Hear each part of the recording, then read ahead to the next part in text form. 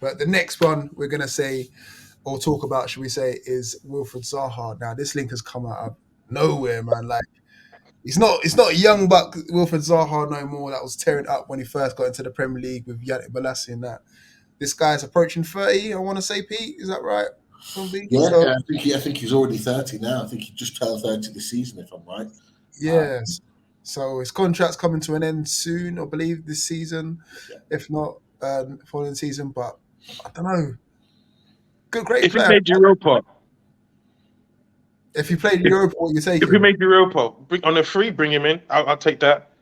But the Champions League, that music, it just, you need a different dancer to that music. You see what I'm saying? Like that music. Like when that camera pans, you need to see, that hairdo that lets you know this guy's from another country. That little hairdo, the headband around his head. That's the kind of lineup I want to see. See, we discussed it in the previous video. Like we needed that third striker, that one that's gonna be humble enough to be sitting riding the bench when Wilson's doing the business, when Isak's doing the business. Will Zaha do that? He's coming from Crystal Palace, where he's the main guy, captain, all the rest of it. Big show pony to riding the bench. I can't see it. Nah, I don't think you want to do that at all. And I don't blame him either. Do you see what I'm saying? I think he's just there at Palace. I don't see the reason to move, unless it's a big money payday. I don't think don't get me wrong, he's not that he's not good. It's just, again, what we're going to be playing for next season, we can't just sign a Zaha. We need another person on top of that. Because I just don't, like Pete said, I just don't think he's a Champions League ready player. Yeah. I feel like he's missed his big move. Like, what do you reckon, Pete? Yeah, his big move was meant to be to Arsenal 2 years ago. When Arsenal went all out for him in the summer, and basically, I think Palace put like a £75 million price tag on his head, and it was for as good as he wasn't worth that. They would have been overpaying, and Arsenal were in a position to do that then, which is fair enough. And Arsenal's his boyhood club, if I'm right in thinking. So there's a lot of people that think he's going to go there on a free, but Arsenal winning the Premier League, are they going to take him up at that point? Probably not. I'll be honest, we talked about this in lockdown when the takeover was first in its movement, and we were talking about players who would bring in and blah blah blah. And I think there might have been a couple of us on the panel that said that would take Zaha. I was definitely one of them. I would have took him all day. I thought he would have been a great player to have. Zaha on one side, Maxi on the left. Trickery and attacking ability.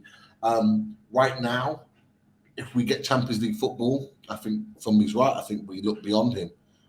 You look at his age, you look at how much he's going to command for that short period of time. Is it worth it? It's not like he's got reams of Champions League football experience where you go, you know what, he's got experience. He can maybe get us through a group stage into the knockout phases because he knows what he's doing. He's been there. He hasn't. He's been good in Premier League football at Palace, but making that step up is a different story. So for that reason, I think we'll probably look beyond him. I wouldn't be surprised to see him go somewhere like an Aston Villa, somewhere like that. I wouldn't be, because I don't think that the teams that would have looked at him, I'm not sure that those same teams will still look at him in the same way. I don't think Arsenal will look at him in the same way. I think we would have looked at him. I don't think we look at him in the same way now. Is he going back to Man United? No. Is he going to go Man City? No chance. Is he going to go to Liverpool? No, they don't need him. Is he going to go to Chelsea? They've already got a million wingers that they're trying to get rid of now, and they've got Nkunku coming in the summer, so they don't need him.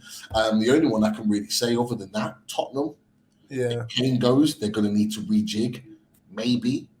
But is he going to start? Is he going to be another Richarlison? Is he going to want to be a Richarlison sitting on the bench? Probably not. So he's going to look at his time and think, right, who's the team that maybe are going places underneath a Newcastle, a Chelsea, and the rest of that traditional top six? And it's probably an Aston Villa. Brighton look for good young players that they want to develop. Yeah, they won't look at him. So for me, it'll be that type of signing, or maybe a Brentford, somewhere like that. But would Brentford want to sign someone like him? I don't know. See, this is the thing. Unless he goes abroad, unless he goes and plays abroad. I think abroad's the way forward for him. And Craig even makes a good point here. It's like, is he what the dressing room needs. And I don't know the guy personally, but I feel like he would be maybe too outspoken in terms, because he's coming in as an elder statesman as well. Like I said, he's coming in as a captain. He's coming as a leader for his previous club where he's been the main guy, and coming into a squad where, you know what Eddie Howe's like. Now you can tell by the Gordon incident, like he doesn't want people that are rocking the boat, so to speak. And then imagine Zaha coming in saying, "Oh, wait a minute, I'm not riding the bench every 3 games or so. Like I'm not doing that." So to be fair, yeah, he's actually a quiet person. I've actually met him. Like he's a quiet dude. yeah, He to doesn't you, say maybe. much. True. I think he actually matured under Vieira and Roy Hodgson in the sense where his attitude was more of an elder statesman, where he was actually taking all those young wingers under his wing. So I think he's matured in that sense. I just think, like Pete said, at the age he is now and where we're going, if we qualify for the Conference League, I'd take Zaha. Just what I'm saying, because you would be able to play in the Prem, but we're going to play one team in, you know, Southwest Portugal, Poland or something like that. So he could be that balance. However, Champions League football, he's just not needed for it. Yeah. We just don't need him. You see what I'm saying? When you look at Man United, yeah, they're pushing us. You know why? Because of Rashford. Look at the levels. Just one player can bring them. And they know once Casemiro's back, they go up another level. But when they brought in Casemiro, everyone was like, Casemiro? Even I was like, I mean, he's a dope player, but for what, 90 million? Bruv. If they didn't spend that money, they'll be nowhere near us this season. So that's the kind of player we need to bring in, because they will level you up. For real, for real.